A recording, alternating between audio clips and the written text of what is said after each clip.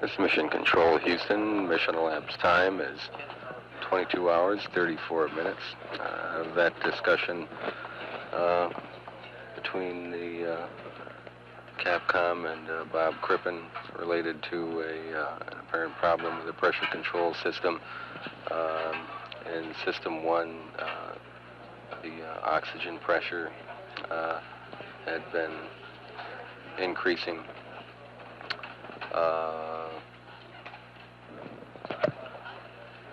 to an unusually high rate. It appears that there may be a leaky valve between the oxygen and nitrogen systems, and that pressure may stabilize as the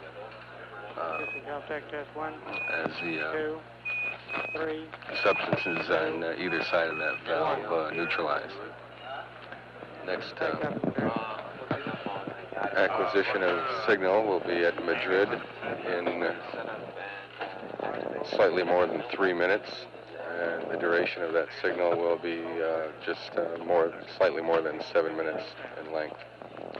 Mission elapsed time is 22 minutes, 35 seconds. This is Mission Control Houston. Mission elapsed time is 22 hours, 35 minutes. This is Mission Control Houston. This is Mission Control Houston. We have acquisition of signal at Madrid. Madrid, we have you for 6.5 minutes. Okay. And you guys want to close the bid doors here? Stand by one, I'll see if they're ready. Just got a great view of the Azores. And that pressure's up to 200 now. Roger, we're watching it, Columbia. And Columbia, we're ready to close the vent doors. Okay, they're coming close. Roger. Columbia, Houston, you're now go to open the vent doors. Roger that. And Columbia, the vent doors look good. Roger that, that's good news. And Columbia, we're ready for free drift anytime you'd like to do it. Okay, same work. Okay, we're in free drift and all our JDs are off. Roger, Columbia. And Columbia, Houston, we're about 30 seconds to LOS.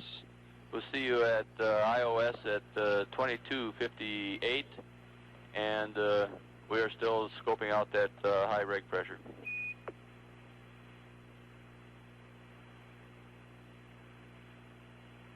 Okay.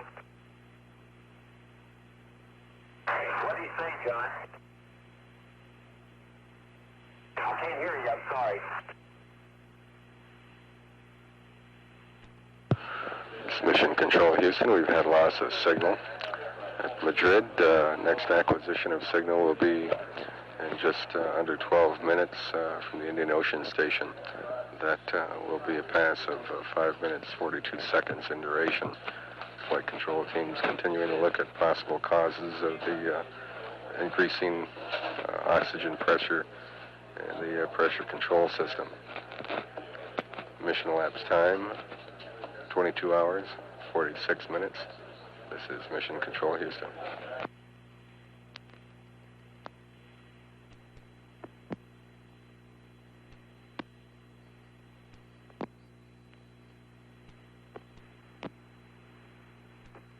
This is Mission Control Houston, coming up on acquisition of signal at Indian Ocean Station.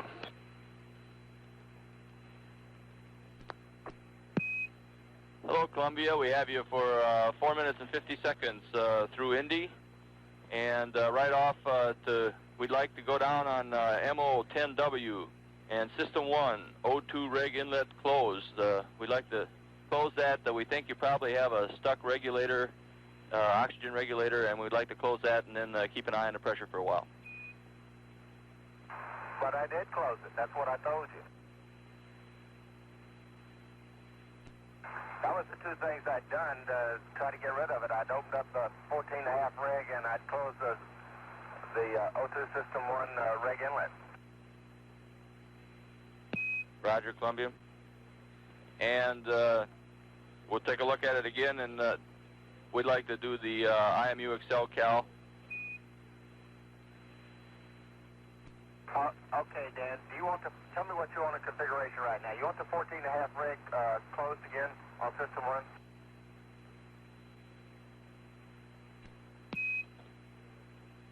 Columbia, we'd like you to leave it as it is. Okay.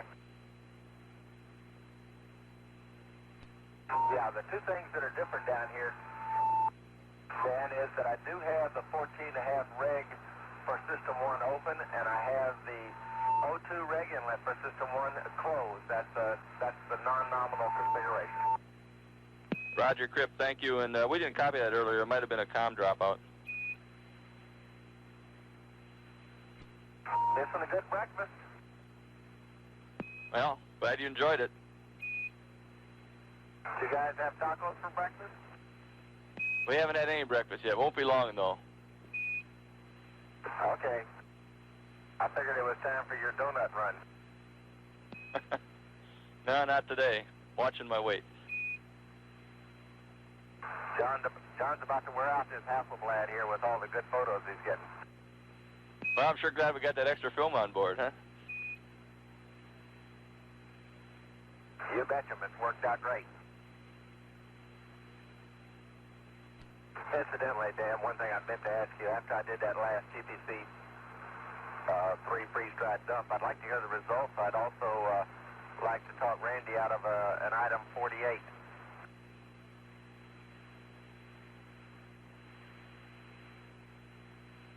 And Columbia, your go for the item 48, he said we had one invalid frame in that dump and it looked good. It's Mission Control Houston. We've had loss of signal at the Indian Ocean Station. Next site to acquire will be Yargity in approximately 8 minutes. The duration of that Yargity pass will be 8 minutes and 25 seconds. The Silver team, headed by Flight Director Neil Hutchison, now turns over flight control of the Columbia to Flight Director Don Putty and the Crimson team. Mission elapsed time is 23 hours, 4 minutes. This is Mission Control Houston.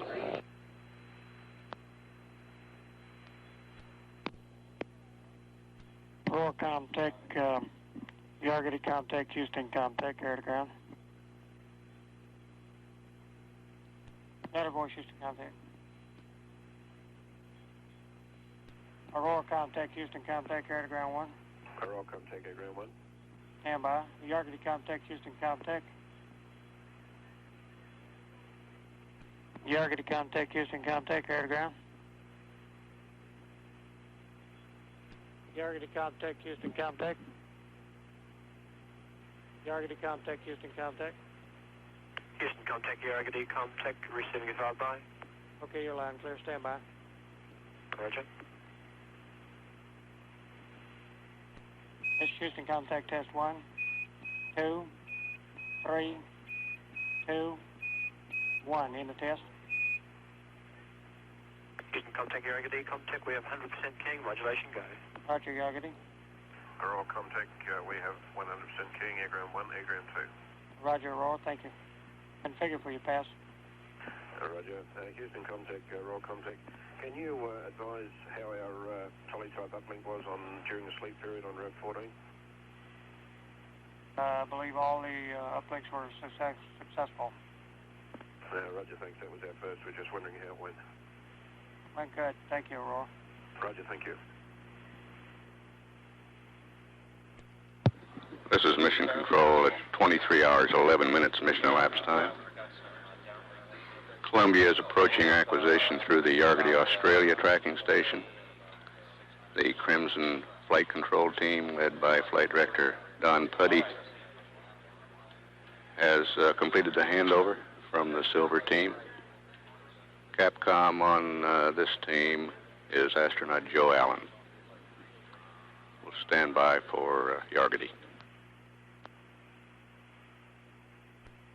Good morning, Columbia. This is the Crimson team through Yargady. We'll be with you for 8 minutes. How do you read? Over.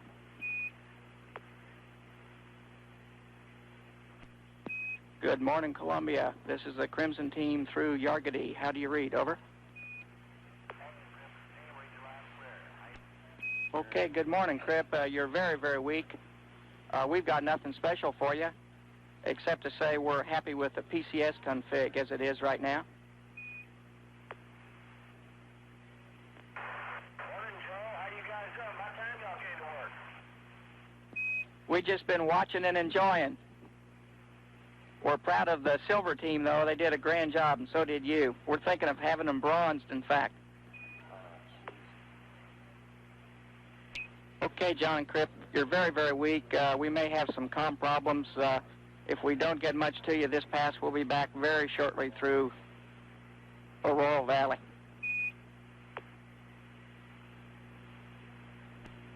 And Columbia, that's not comm problems. We're just, you're weak in your transmissions to us.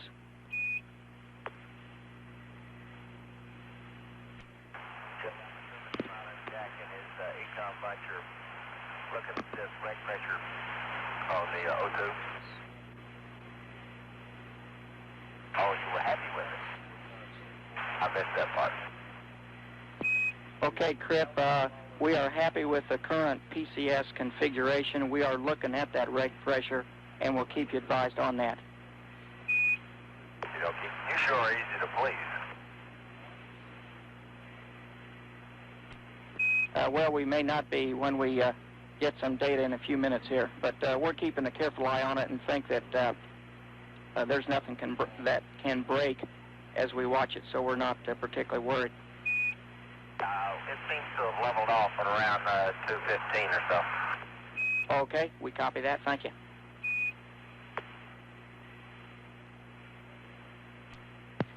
This is Mission Control. Yargady is a UHF station, which is voice communications only. We receive no telemetry data through UHF stations.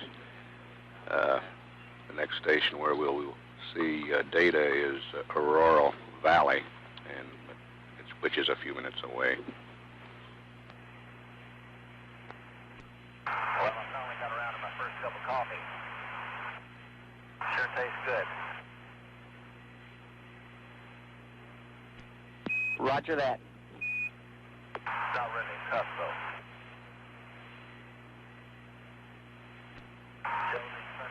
Something else. Cripp, you're dropping out here.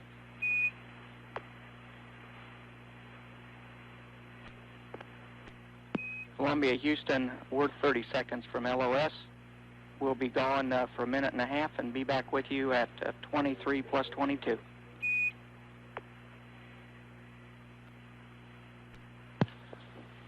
This is Mission Control at 23 hours, 20 minutes, mission elapsed time. Columbia has loss of signal at Yargady. Aurora Valley will acquire in about a minute. We'll stand by for acquisition there. Hello, Columbia. This is Houston back with you through Aurora Valley. We'll be with you for 3.5 minutes and can report that the IMU CAL has been completed. Okay, fine and dandy. You got any other traffic for us? Not much, Cripp. You're loud and clear on this pass. Curious to know if you have message 11 aboard. It's a pretty major change to timeline, and prepared to answer questions when and if. Okay, I'll tell you what. John's down on the mid-deck now. He'll check that out for us. And meanwhile, I got a little Slim Dusty and Waltzing Matilda for our friends down under here. Let her rip.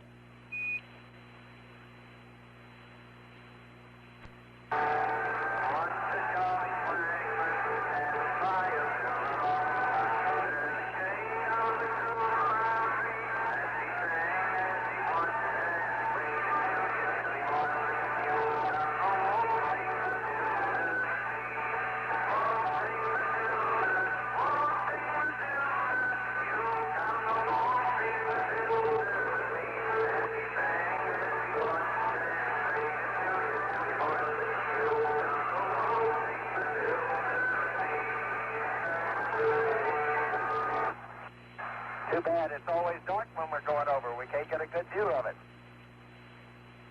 Oh, but they got a good sound of it. I think the S-band will never be the same again. Probably not. Probably not. Columbia, we're about 30 seconds from LOS. We'll be back with you at 23 plus 54. Roger that. 23:54. And we enjoyed the music, Bob. Thank you. Oh, we enjoyed it. We just wanted to share something with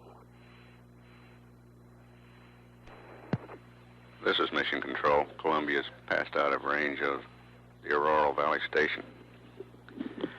During this pass, the crew serenaded the folks down under with Waltzing Matilda. Columbia now starts a long haul over the Pacific Ocean with next acquisition at Tula Peak, New Mexico in 26 and a half minutes. At 23 hours, 27 minutes, mission elapsed time. This is Mission Control, Houston.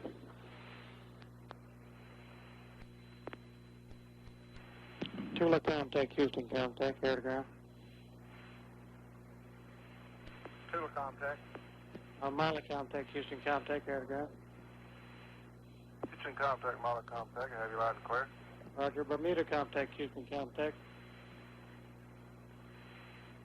Bermuda contact, Houston contact, air to ground. Houston contact, Bermuda contact, air to ground 1. Okay.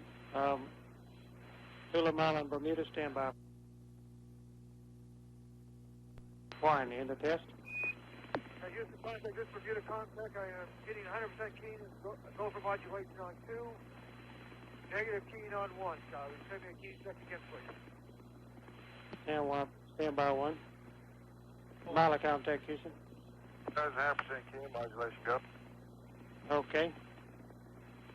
Stand by, Bermuda. Bermuda. Bermuda contact, Houston contact, air to ground 1. Bermuda contact. Copy. This is Bermuda contact. I copy you weak on air to ground 1. Roger, I copy you weak also. Stand by. Houston contact, Bermuda contact.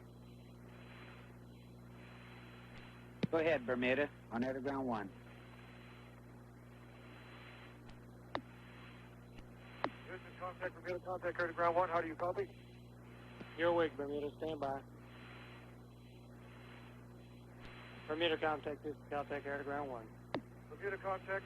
I'm going to make a quick key and check with you, and we'll meet you back on site court. Houston contact test 1, 2, 3, 3, 2, 1. End the test.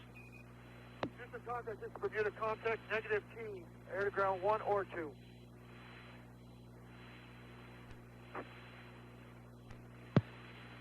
This is Mission Control at 23 hours, 53 minutes mission elapsed time.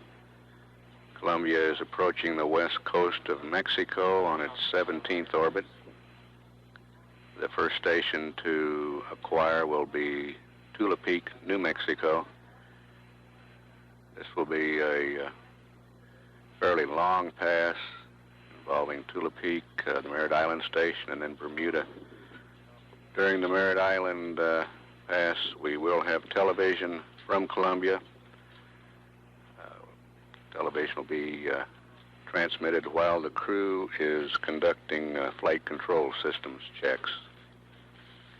Should have acquisition in about 2 or 3 seconds.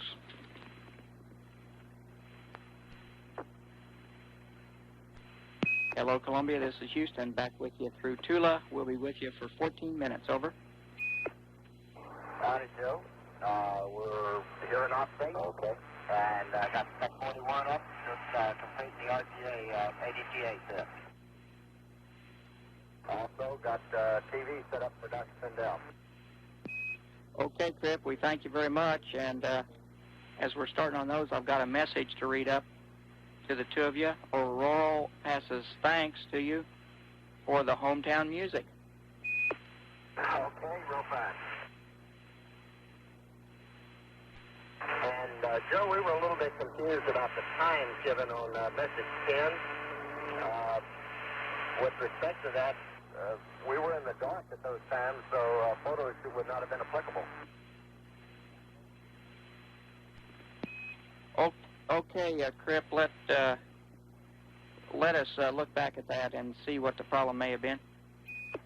Okay. And thus far into the test, we've discovered no anomalies that, with regard to the STS dedicated checkout here. Okay, very good. In Columbia, we've got good TV down here now.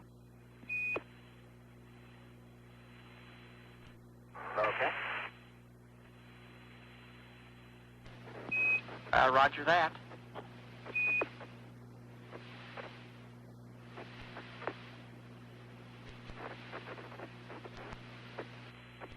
And we've got a picture of Commander John Young in his seat, conducting flight control system checkouts, part of his flight data file floating in the foreground. Cripp, I've got an answer for that message 10 question when you're ready. Okay, go ahead. Okay, we were trying to be too helpful and gave you time, which was incorrect. Just whenever you can fit them in, go ahead and take them, and when the light looks more or less reasonable to you. All right, we'll do so. We got some similar to that already, but we'll take a couple more. Roger. And Columbia, we've got a terrific view of a checklist with a CDR now appearing from behind it. Thank you, Cripp. It's Bob Crippen moving one of his shoulder straps out of the way there.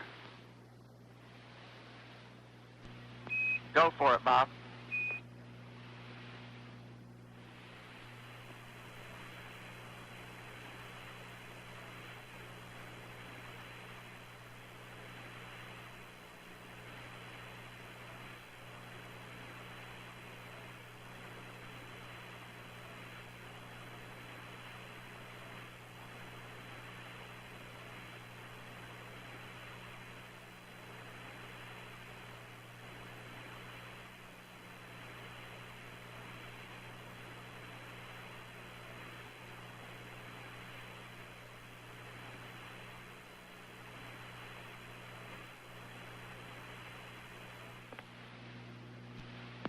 Columbia, if you look down, you'll see Cape Kennedy, perhaps a tremendous launch from there yesterday, which you may not have seen. We saw it. Well, let's see. We're coming over. Oh, there we go. I got the runway and the VAD in sight. Very good. It's exactly 24 hours ago. You've been there for 1 day now. Just whipped out a quick photo of that baby, which has probably been 10,000 taken. It might be one of the better ones, though. That was me taking it. I need an instamatic. Okay, John and Cripp, and that is excellent television we're getting. Yeah, those are really super cameras. I knew it was going to make John a star here.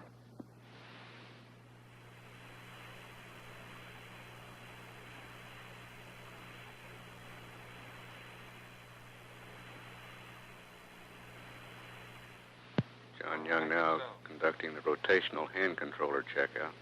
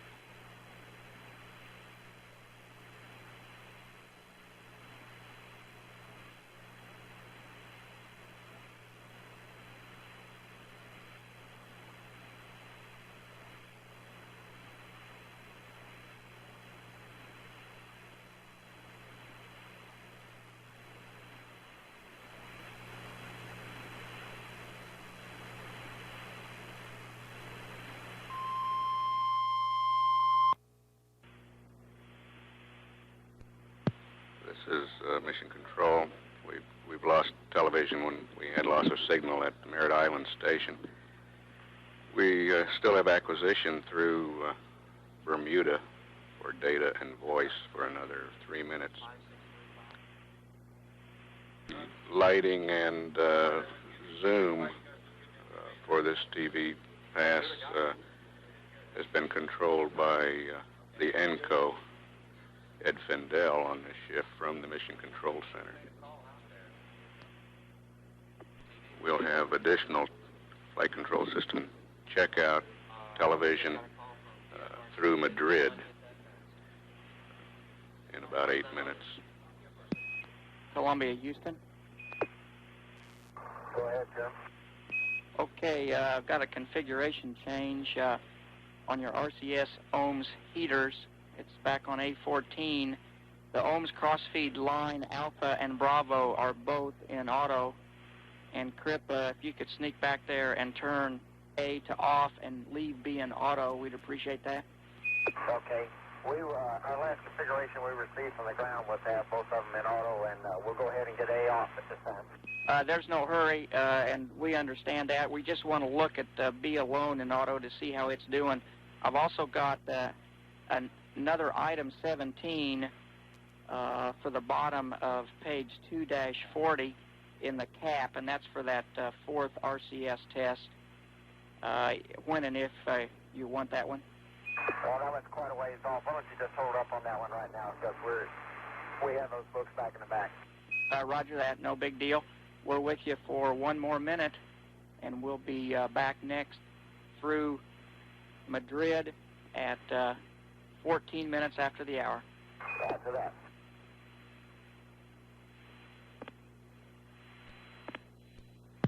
This is Mission Control at 1 day, 8 minutes mission elapsed time. Bermuda has loss of signal. Madrid picks up Columbia in just under 6 minutes.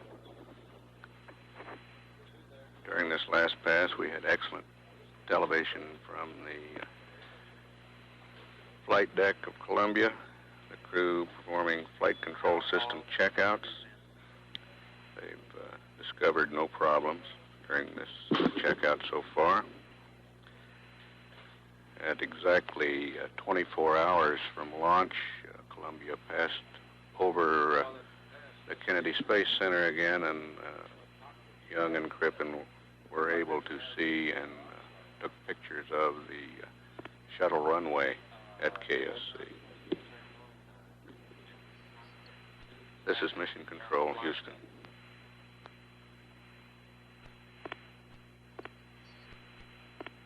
Madrid Comtech, Houston Comtech, air to ground 1. This is Madrid Comtech on air ground 1. Roger, 5 by. Maybe on 2. This is Madrid Comtech on air ground 2. Loud and clear. Stand by for keying. Houston Comtech, Madrid Comtech, air ground 2. Go ahead. Houston Comtech. Madrid Comtech, Houston, air to ground 2. Houston Comtech, Madrid Comtech, air ground 2.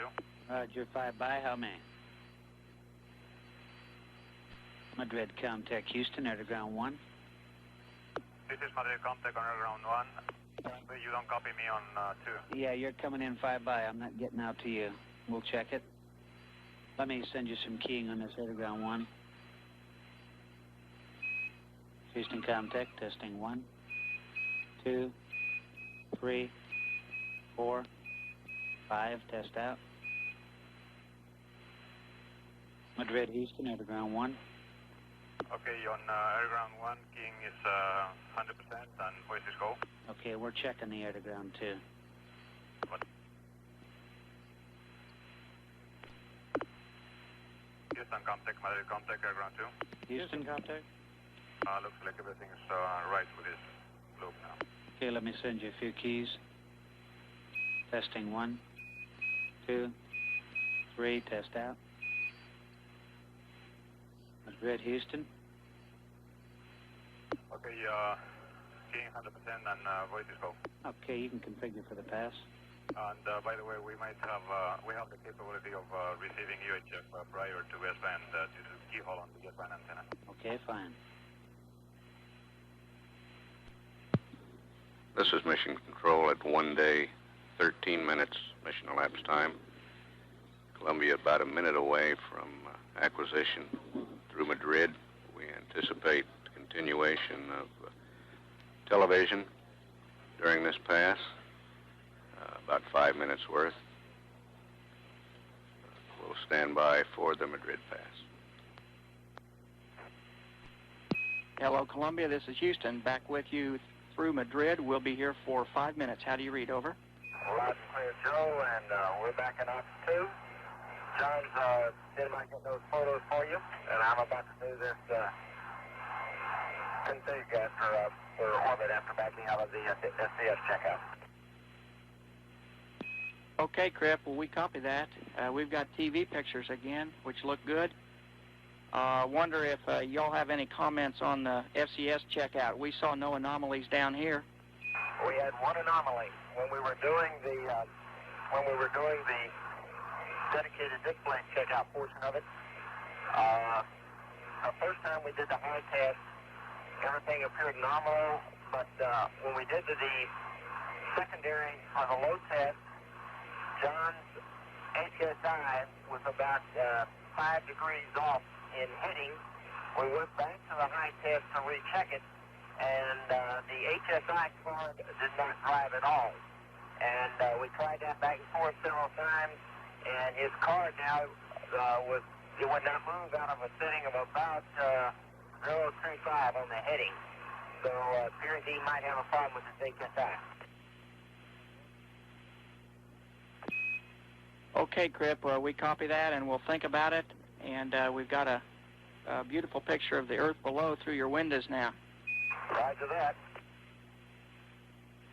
Have a fantastic view. Oh, we'll leave that on for you for a while.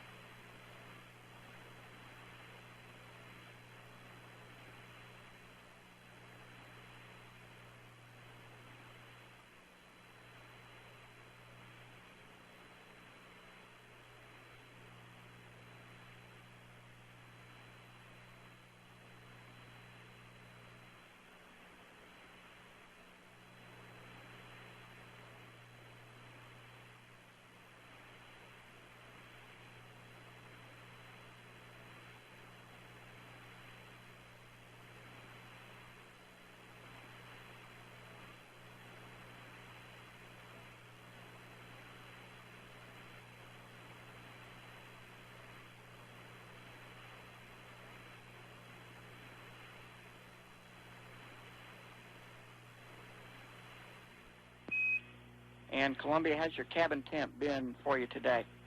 Yeah, it helped out a lot when we changed that water flow. It's warmed up considerably. I haven't checked the temperature recently on the meter, but I've had to back out of my jacket. Roger, that's what happens when you start working hard, I guess. I wouldn't really call this working hard. So this would be a good time for me to copy down the TIG of that RCS-4. Okay, Cripp, very good. We're 1 minute from LOS, and the RCS-4 item 17 is as follows. Item 17 plus 5 plus 12 plus 00. And we'll see you next in about 11 minutes. Roger that. RCS-4 is at 5 hours and 12 minutes. Thank you. Roger. And we'll see you at 30 minutes after the hour.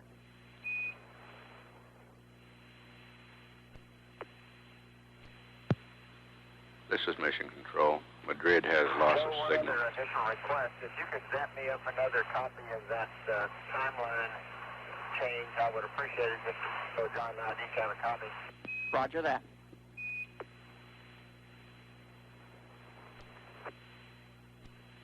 This is Mission Control. Signal hung on just a bit past the predicted time. We now do have loss of signal at Madrid.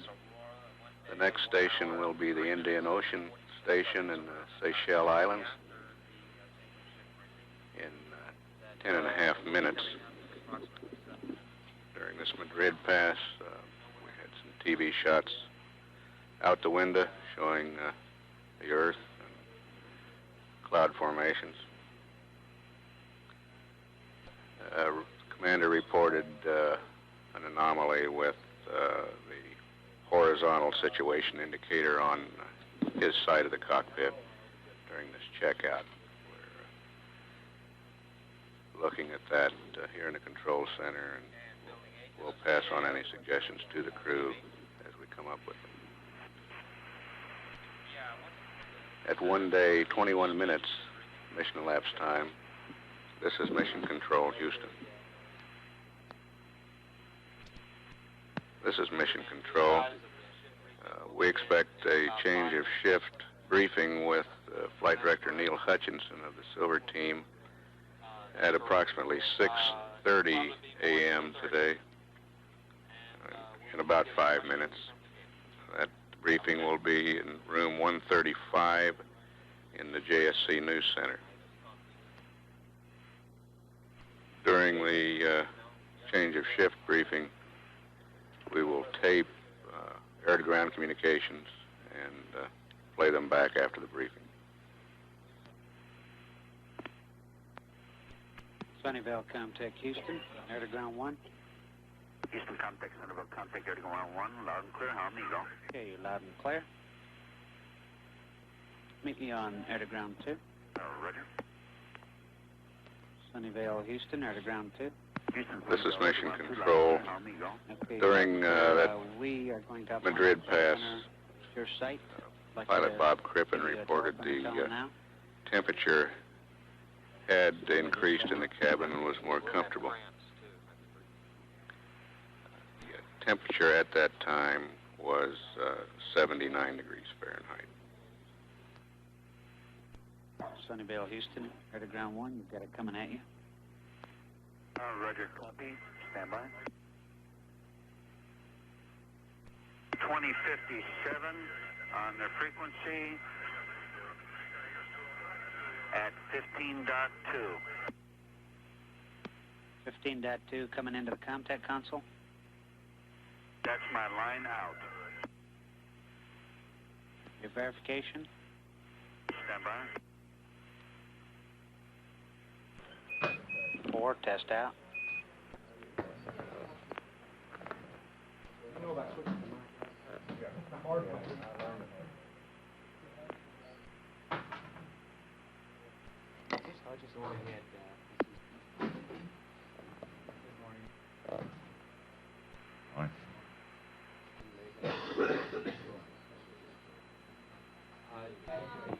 Stand by 1. Fine, have at it. Okay, doke. Excuse me for being late. Down to the hardcore, anybody that gets up this early in the morning to listen to this is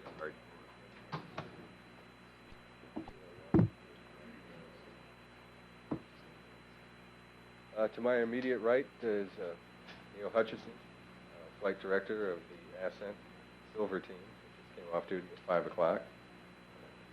Right, Gene Krantz, Deputy Director of the Flight Operations Director at Harriet Johnson Space Center. Mr. Hutchinson. Well, I'm sleepy. I don't know about y'all. We just completed another shift in the STS-1 flight. Are we on? We seem to be bouncing in and out. Are we coming on? Okay.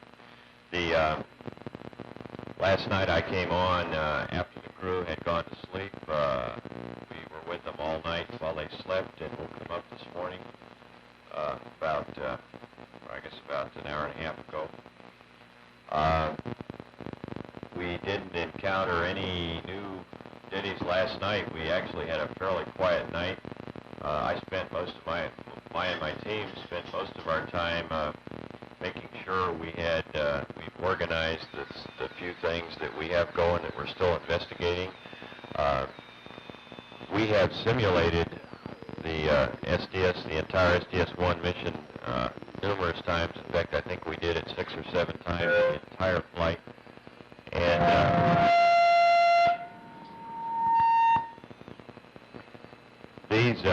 these night shifts tend to be exercises. To wake everybody up. These night shifts tend to be exercises in getting things. Okay? Getting things organized for the guys who are going to come on during the day, because what you find over there is when the crew is awake, it doesn't matter whether there are a great number of flight plan activities or not. You're awfully busy because you're continually doing what we call execution. There's always something going on that has to be paid attention to. So the only time we really have to sit back and hammer away at anomalies and things that need to be investigated and organized and plans altered and so on and so forth is at night, and that's basically what we were doing last night, just as we have in all our simulations, although we didn't have a lot to work on. The flight plan today is pretty much as it was. There are a couple modifications that you might want to talk about later on. We had one minor anomaly this morning. At least I think it's a minor anomaly. I'm sure it will turn out to be. It wasn't completely understood when I left the control center. It happened after the crew got up. It was with one of our O2N2 cabin gas makeup systems. We had a standard switch to go from System 1 to System 2 in the flight plan this morning, which the crew executed, and when they did, we had a minor anomaly with the system that we had on, which was System 1, and it appears that either one of the regulators is locked up high in that system, or we have a leaky valve there. Neither one of those anomalies, if either one of them turns out to be the fault, will cause us any problem. It did put a little higher pressure in part of the system that we didn't expect it, but it's nothing to be concerned about. We are operating on System 2, and as far as I'm concerned, unless we find something different, if we had to go back and use System 1, we could. I think that's about all I want to say. The crew has got a very busy day today, and I think we're probably going to be executing the nominal flight plan and coming home in the morning. Dean, is there anything? Okay, open the floor for questions now. Please wait for the Columbia, Houston, microphone we're and with state you your name for and your 30 more affiliation. seconds, and we'll be back in about 10 minutes. Roman Kreuter, IMAX. Since the spacecraft is working so well, do you see any possibility of accelerating the schedule, Well, let's taking see. up That will be payloads? through Yargady. And that'll be at about 48 after the hour. We're going to stay pretty much with the plan that's already been established for the DDT and E phase of the program. At First least 4 flights. Yeah, we have enough. If you have looked at all at what we've got in mind for STS-2, 3, and 4, which are the next 3 flights of Columbia, they're all awfully ambitious. And I think we all just feel like we can really get on with being super ambitious on STS-2 because we're not going to have a lot of things that have to be redone from STS-1. So, but I don't think you'll see any change in payloads basically for those first 3 or 4, maybe not for the first 8 or 9, because they're all pretty well set and booked up. I think the important thing is that we're going to be able to execute the payload responsibilities we've already committed to. Irv Chapman, ABC.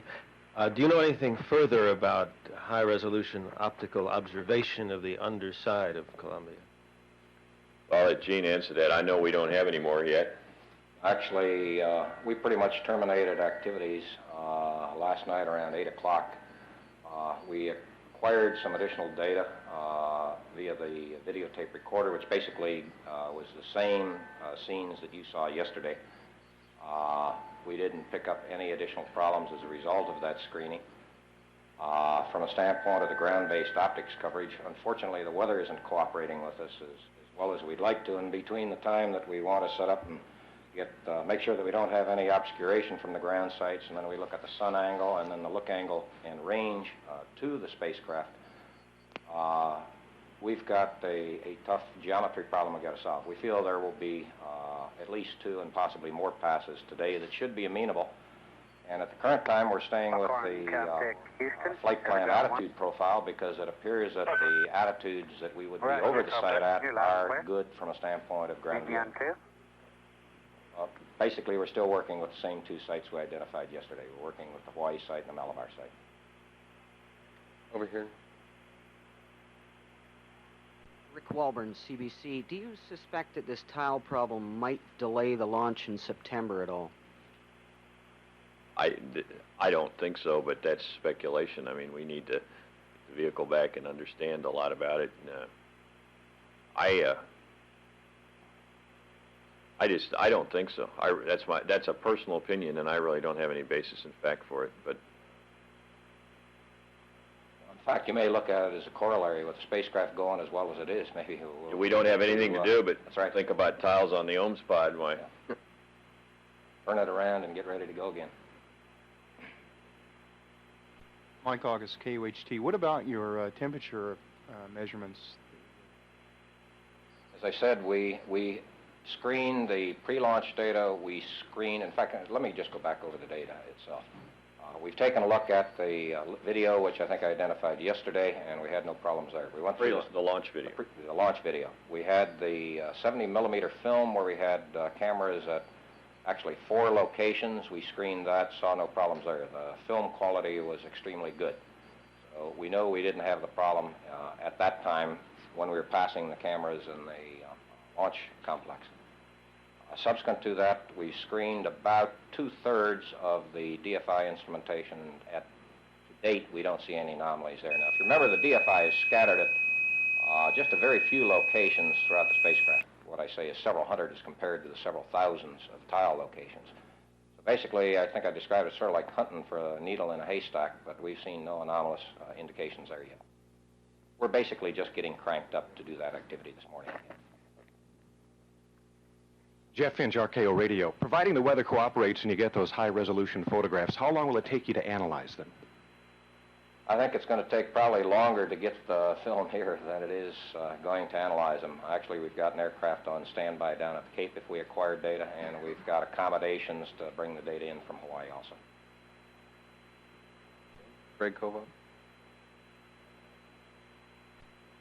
Gene, I've seen imagery out of Malabar back in the Skylab days, and it's damn good. It's impressive, but it's not 2-inch resolution. It's like 2 feet resolution. Are you generally looking at a general characterization rather than something specific out of those sites?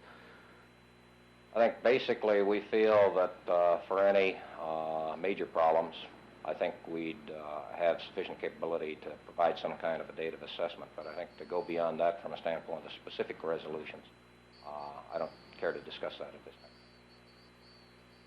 Can you tell us something about this? I'm Bob Wormstead from Time Magazine. Can you tell us something about this music that's played to wake... Are you directing that question to him? I guess I mentioned before that we'd practiced this flight an awful lot, the entire flight, including working all night and day and around the clock with the crews and the simulators. And I suppose this goes way back to Apollo, or I'm not sure where it started, but we have sometimes gotten a little contest going between the crew and the ground about who wakes who up with what. And during the preparations for STS-1, my team happens to be the one who always wakes them up. And we woke them up during all the simulations with various renditions of various things, and so we did the same during the mission. Well, we've used all kinds of different things. Most of it not printable, but the music that we use today, and I apologize for not knowing who it was, but it was a song that was done by someone at the Cape, I'm told. Someone in Florida. It wasn't a local person here, and I honestly don't know his name. I really don't, and I don't believe it's a released record or anything. It's kind of a custom song that a NASA employee wrote it?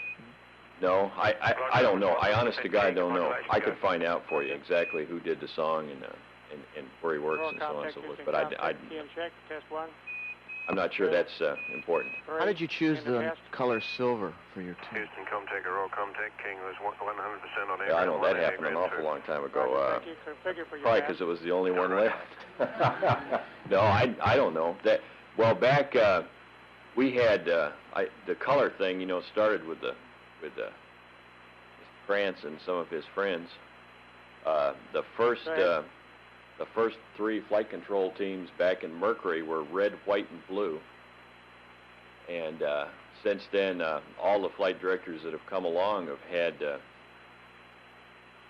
a color associated with the person, I guess, or something. I don't know how you say it, but we all have. And when I finally got around to that duty, silver just happened to be a color that I liked that no one had used. They're almost all gone these days. If you're a up-and-coming flight director, it's hard to find one that someone hasn't used. Jim King with the Associated Press. At last night's briefing, Flight Director Chuck Lewis said that there was only one tile completely missing, and the rest of them looked to be just damaged. And yet, you said yesterday there were like 9 missing on one pod and 4 to 6 missing on the other pod. I wonder if you can resolve that difference. Yeah, as a matter of fact, I brought the tile count with me. I knew somebody would. And is this an accurate count, Gene? Yeah, you probably know that's this. Current. It's current time we're carrying 1 1/2 to 2 is what we're carrying it. On the right pod, there's a total of 11 now. When you say damage, that is, I think, a better descriptor of the remaining 9 1/2 in there. On the left pod, there's 6 that we classify as damage, and it's going to be hard to track this bean count because everybody's got a different set of eyeballs, and we finally got, I think, a good resolution between ourselves and Rockwell yesterday to establish what we think is the damage and possibly some of the suspected damage. 1 1/2 to 2, and then 11? Well, there's 11 on the right, 6 on the left.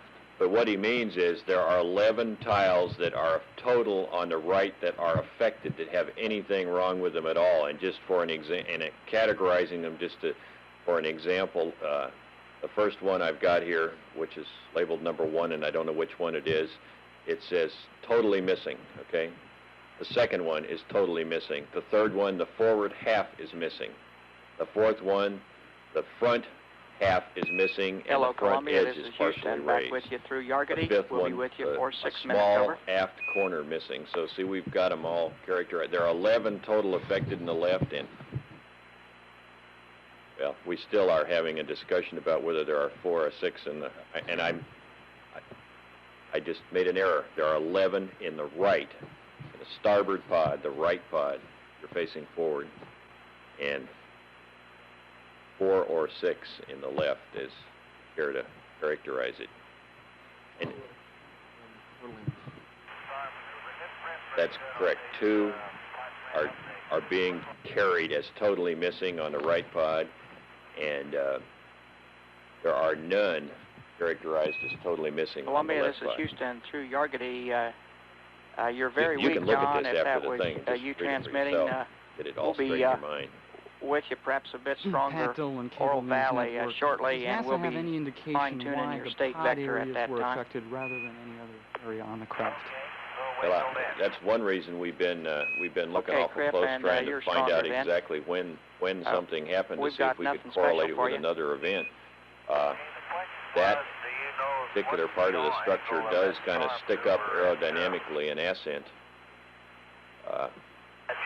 But I don't think we have a failure mechanism like a known. We have not reproduced data that illustrates a shock wave or anything like that. I think that's still being worked. You have to assume it was probably something like that, though.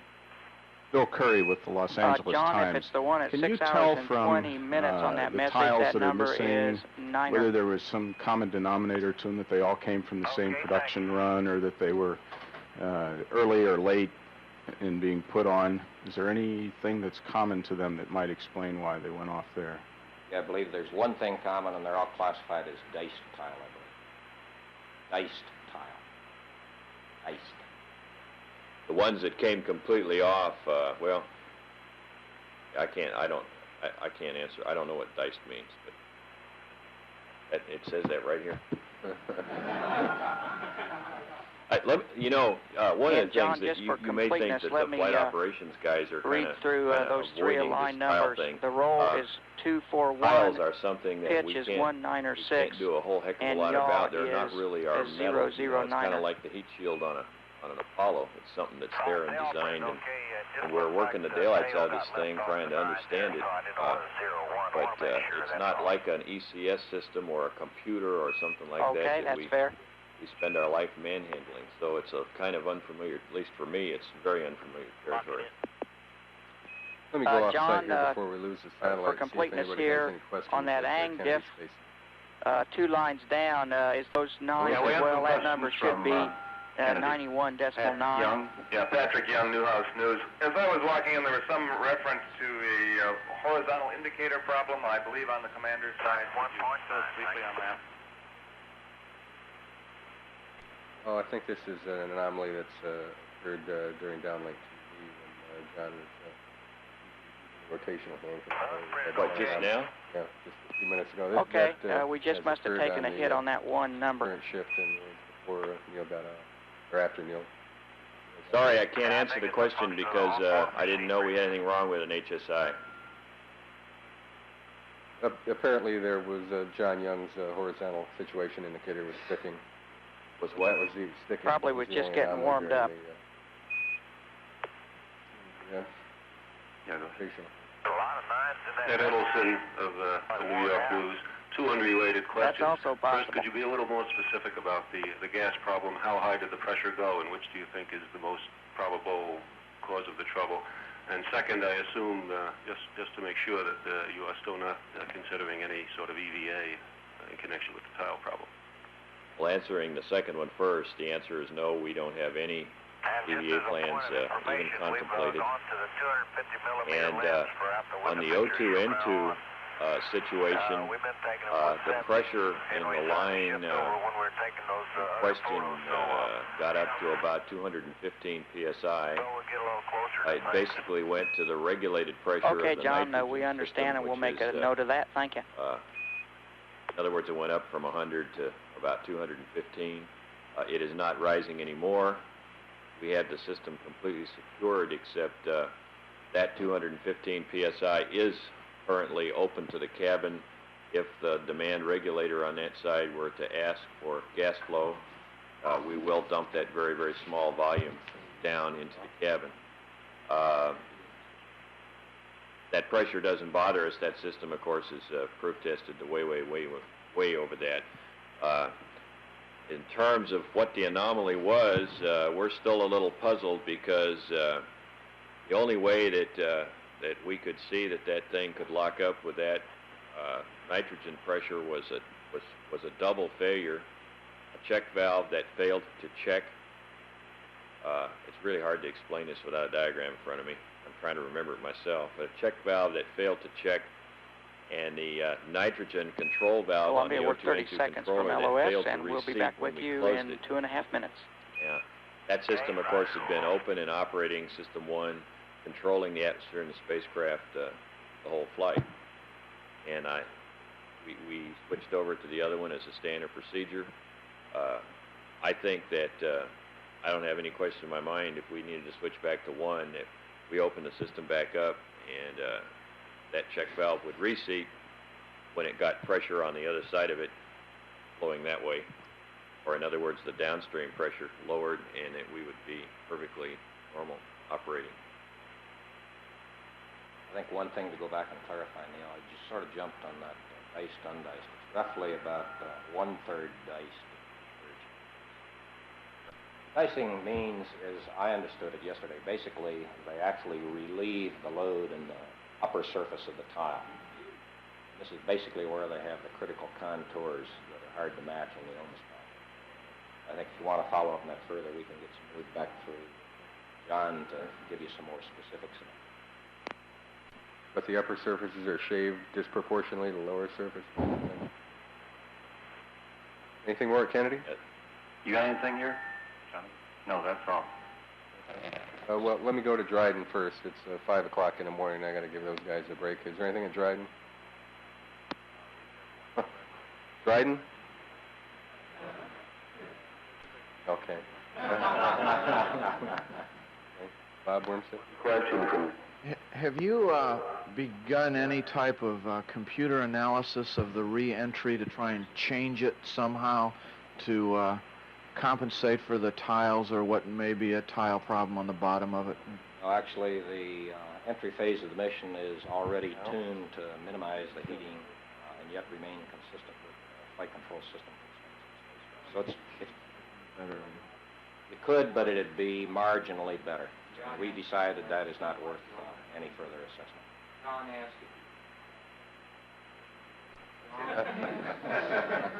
asked if Chuck Taylor, ABC. The crew seemed to complain of being cold last night. What happened? Well, they were. And I think what you're seeing here is we've got the crew compartment is big, the vehicle's big. We don't quite understand how to balance Columbia, the ship thermally yet, but we'll get there. We're with you for 4 minutes through Aurora Valley now. It turns out we had the cabin heat. First off, the vehicle is running a lot cooler than we expected it to. He just may do We're it. using less electrical power. Okay, just John, the thank whole you. And we're ship going is just performing to send you up a above shiny new state vector here. what we expected it to in terms of its total heat load and the total amount of current we're using and the total amount of heaters cycling on and off. And the cabin, of course, the cabin air is cooled by a heat exchange process with a water loop. And we have a system which controls the amount of water flow through that heat and Columbia exchanger. New State Vectors on And board we now. had minimized that. The crew did last night during the night. In fact, we saw them early, right before they went to bed, or shortly after they went to bed. They turned that thing way up, turned the cabin temp, basically like turning up the thermostat in your house.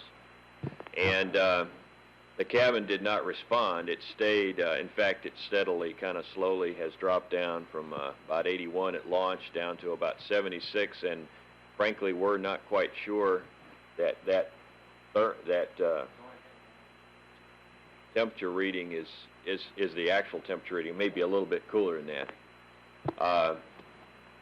The next thing we're trying, I mentioned that the cabin is cooled by blowing air through this heat exchanger, which has water as the thing that carries the heat off.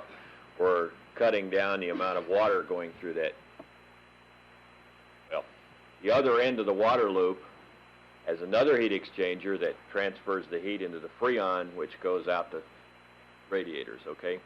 We are changing the flow relationship in that heat exchanger between the water and the freon at the moment, seeing if we can warm it up a little bit. And it's just going to take us a while we've done all the adjusting we can on the cabin temperature. Since you left, it has warmed up a little bit in there. It's up to 79. It is slowly coming up. We took that action right after the crew woke up this morning, and I didn't know that. I knew it had started up, but I wasn't sure whether that was day-night cycle or whether we really might be on to something. So maybe we are successfully bringing it back up. Let me try Dryden again. I understand there are a couple of questions at Dryden. Would you go ahead, please? Yeah, Dryden. Okay, hello, Dryden. Come on in. Yeah. Hello. Yes. We have one question here at Dryden from Peter Schroeder, Dutch Radio. was checking the RCS. He was talking. Who was he talking to? Is there another channel or what? Could you repeat that again, please? Yeah, the question is for Neil, Peter Schroeder, Dutch Broadcasting here. When John was working on the RCS system, he was talking almost continuously. My question is, who was he talking to, and is there a second line? Oh, no, I think, yeah, during the downlink video, I think he was talking to Bob Crippen and not to the ground. Columbia, Houston, we're with you for 50 more seconds. Thank you. We'll be back anything next, further from Dryden? Over the continental U.S. in 26 minutes. This morning. I understand. Okay, I understand, Buckhorn, in 26 minutes. Assuming that the weather does not cooperate and you never get the ground-based high-resolution photographs to analyze And John, we do not the have tile any update problem, to the pad. can you're we carrying assume on that board you now. will bring her back on schedule Tuesday without further examination? That's correct. Okay. Fort Dean in the back. Maybe this has been answered before. When the tiles came off, is there any evidence that the pad under it also came off, bearing the aluminum skin of the pod?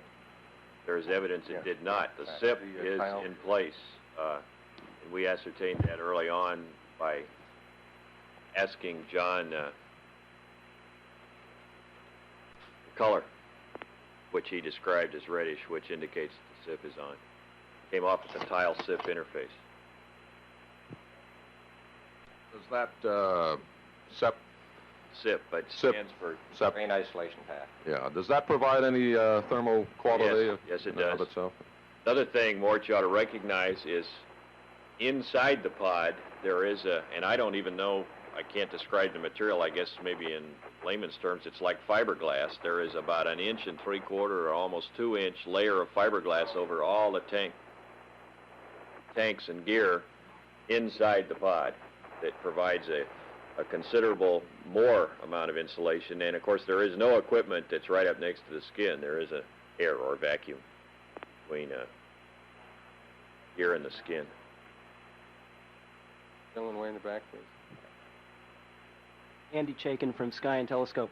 There was a slight solar disturbance that we heard about. Can you talk about anything you know about it and if it's of any interest to you in conducting the mission?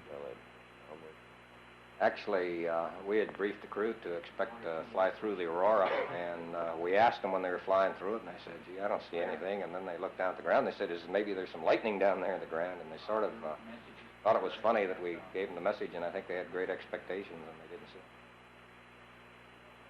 it. Conditions, I heard they might set off the smoke detectors, but anything... Well, again, as you attempt to identify any abnormal events that might occur on board the spacecraft, we said, hey, be aware that when you pass through the South Atlantic anomaly, that might occur.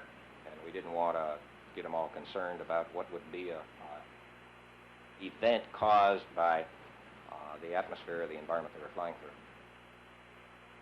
Paul Van Slambrook. Paul Van Slambrook, Christian Science Monitor. Can you two stand back a little bit from all the data you're seeing and make any sort of general assessment now about what you've learned about the Columbia compared to your initial expectations? And second of all, what are the chances of this flight being cut short at this point?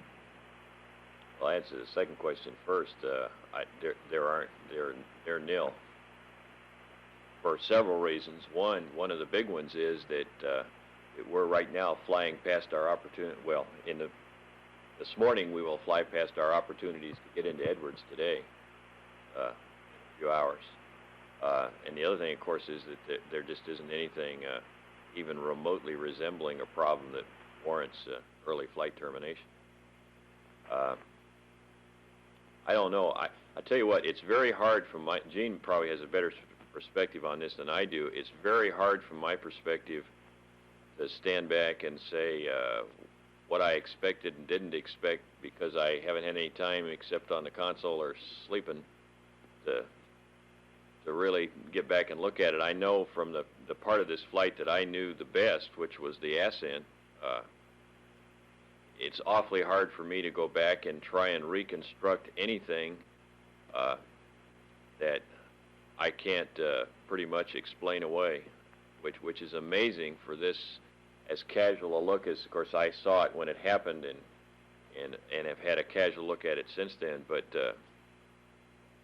my view of the thing, and I'm sure that in all our ones and zeros scrutinizing, we're going to come up with some things that didn't look quite right. We always do. But I think it's absolutely amazing where we are. We just don't have anything that's a real showstopper at all. I, in good conscience, can't ask these guys to stand by much longer. Neil has got to get up and go back to the Mocher in about 10 or 11 hours. Let me give my opinion on the same subject. I think that what we've learned so far is that we're capable of moving into a very aggressive flight program. I think we've established the integrity of the training program that was used to train these crews, and thus it's applicable to downstream crews, and we ought to be able to move that very rapidly in that area. I think procedurally we found out got the rate database to actually operate and manage the spacecraft. I think from a standpoint of flight planning, we've demonstrated a lot of maturity. That thing's going. The crew's performing extremely well, and the spacecraft's beautiful. That's how I'd characterize it. We're duplicating the tile list of tiles, and we'll have that available to you in a few minutes. And I'm afraid I have to cut it off now, but we sure thank you for your attention and your time this morning.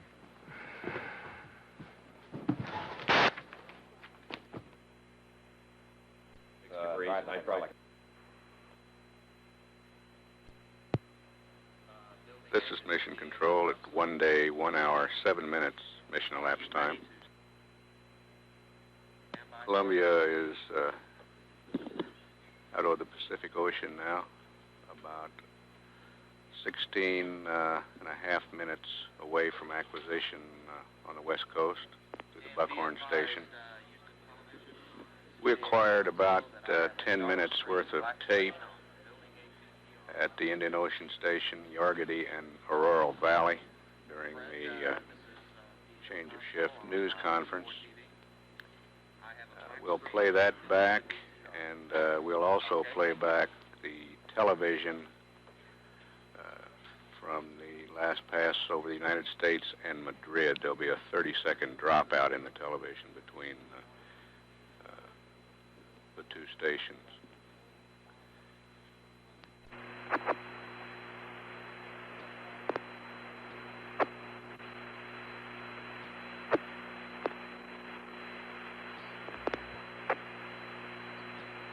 Hello, Columbia, Houston, AOS through iOS, and we're sending that message over again to you, Crippen. Okay, fine. Thank you very much. We're with you for 6 minutes on this pass. Nothing particular to send up to you, but we're standing by. Oh, we're just out here enjoying the view. Joe, on this TV-04, which we had scheduled for 0100, I was wondering if there's a constraint to waiting to 0100 because of the lighting. They had both some daylight and some dark stuff that they wanted on that thing. I could just go ahead and get started on it now if there wasn't any concern about that. Okay, understand the question. Stand by one. And Cripp, anytime will be fine. Have at it. Okay, doke. Columbia, Houston, we're with you for 30 more seconds, and we'll be back in about 10 minutes. Okay, Joe, see you then. Yeah, where are we going to meet you now? Well, let's see. That will be through Yargady. Okay. And that'll be at about 48 after the hour.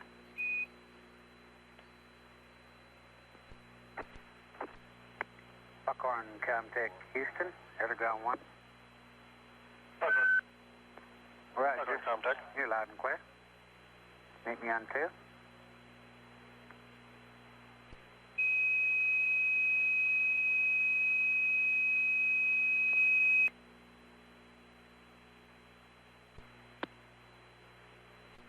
Yargady, Comtech, Houston, Comtech, air to ground.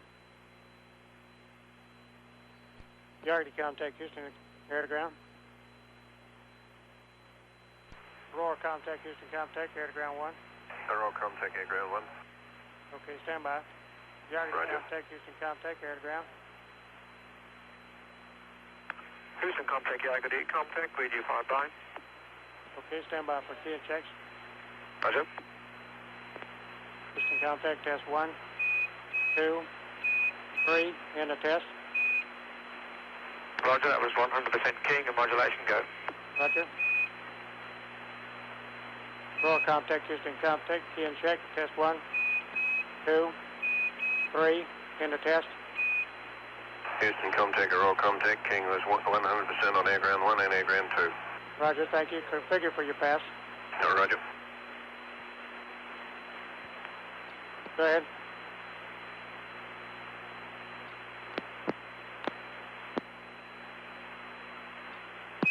Hello, Columbia. This is Houston. Back with you through Yargady. We'll be with you for 6 minutes. Over. Sorry, maneuver didn't print very good on these flight plan updates. This looks like... Columbia, this is Houston through Yargady. You're very weak, John. If that was you transmitting, we'll be with you, perhaps a bit stronger Oral Valley shortly, and we'll be fine-tuning your state vector at that time. Okay, we'll wait till then. Okay, Crippen, and you're stronger then. We've got nothing special for you. Okay, the question was, do you know what's the yaw angle of that star maneuver that you got in the flight plan? It didn't print out very good. It didn't print out very good on the thing. It's either a 0 or 9. Which one is it? Okay, we understand. Stand by.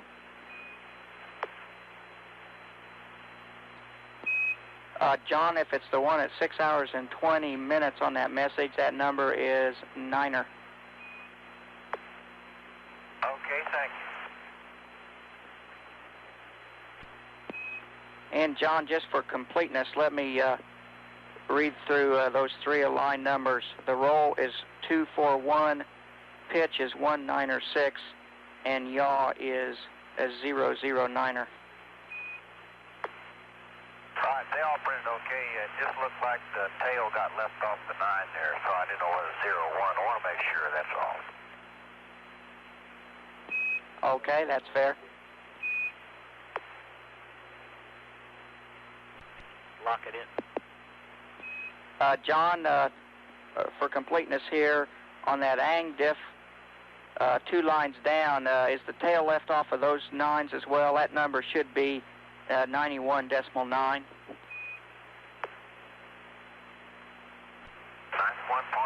thank you. That's printed okay. Okay, we just must have taken a hit on that one number.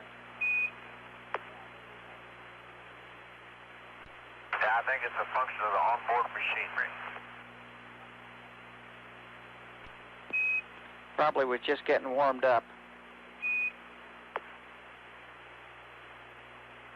A lot of 9s in that message. I wore it out. That's also possible.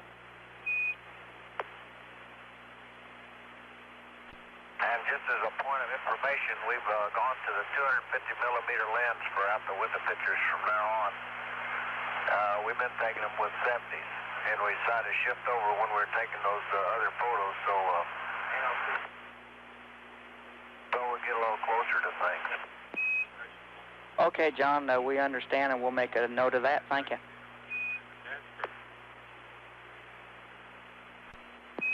Columbia, we're 30 seconds from LOS, and we'll be back with you in 2.5 minutes. Okay, right it all.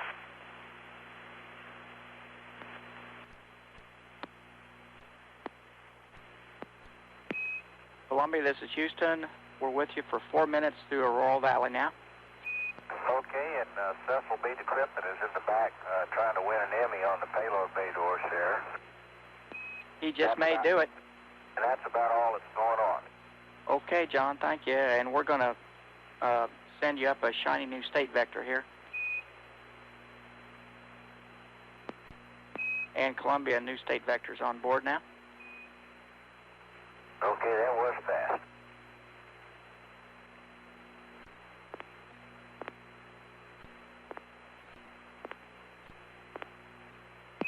Columbia, Houston, we're with you for 50 more seconds.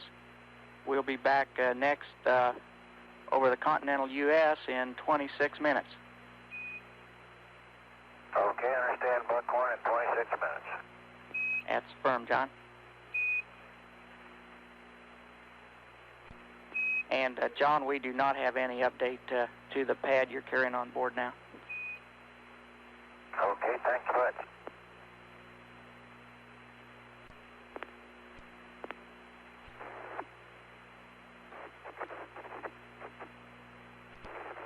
Goldstone, contact Houston, air ground 1.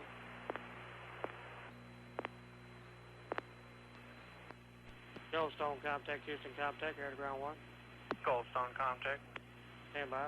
Tula, contact Houston, air ground 1. Tula, contact.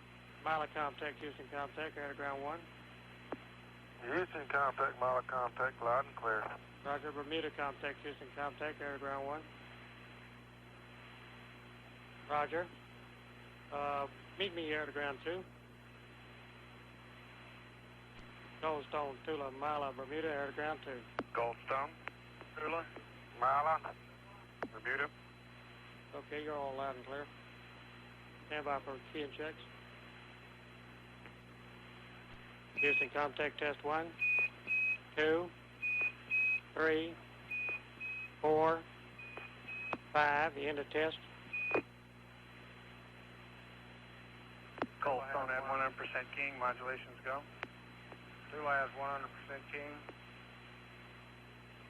Roger, Bermuda is 100% keying. Go for modulation. I would like further keying on air to ground 1 to reset my Quindar levels. Roger. Mila, Houston? Yeah, that was 100% keying. Modulation go was on my UHF only. We didn't have turn it around up on our S-band. Roger, I'm going to give another count on air ground 1. Houston, contact test 1, 2, 3, 4, 5. End of test. We still didn't have a turnaround up Houston, contact. This is Bermuda. We're okay at this time. Thank you. Okay, Mila, meet me over the wire. Roger. He's finished.